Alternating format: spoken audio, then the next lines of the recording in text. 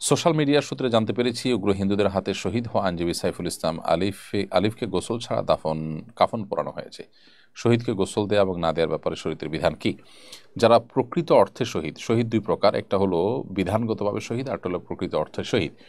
যারা প্রকৃত শহীদ বা সার্বিক বিচারের শহীদ, তারা হলেন মূলত অমুসলিম বা অন্য ধর্মাবলম্বী যারা আছে তাদের হাতে কোনো মুসলিম যদি মৃত্যুবরণ করেন মুসলিম হওয়ার কারণে, কিংবা কোনো শরিয়ার দৃষ্টিকোণ থেকে যে জেহাদ, সে জেহাদে গিয়ে যদি মৃত্যুবরণ করেন, তখন তিনি শহীদ হিসাবে বা হাকিকি বা প্রকৃত শহীদ হিসাবে তিনি মর্যাদা পান।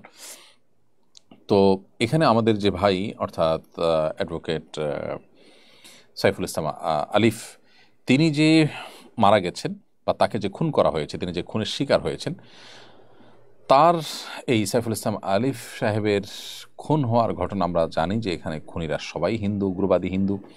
তারা তাকে মুসলিম হওয়ার কারণে তাদের একজন অপরাধী উগ্রবাদী একজন হিন্দু নেতাকে জামিনের বিরোধিতা করার কারণে সরকারি উকিল হিসাবে তাকে হত্যা করেছে। এখানে বলার অপেক্ষা রাখে না যে অমুসলিম, অন্য ধর্মাবলম্বী এবং মুসলিম বিদ্বেষীদের পক্ষ থেকে একজন মুসলমানকে হত্যা করা হয়েছে। অতএব এই মৃত্যুটা হাকিকি শাহাদাতের মৃত্যু। আর হাকিকি শাহাদাত বা প্রকৃত অর্থের শহীদ কেউ হলে তার বিধান হলো যে তিনি গোসল ছাড়া দাফন কাফন তাকে দিতে হবে, এবং সেটাই তার ক্ষেত্রে করা হয়েছে। আমরা দোয়া করি আল্লাহ তাআলা তার শাহাদাতকে কবুল করুন এবং তাকে শহীদ হিসেবে আল্লাহ সুবহানাহু ওয়া তাআলা মাকবুলিয়ত দান করুন।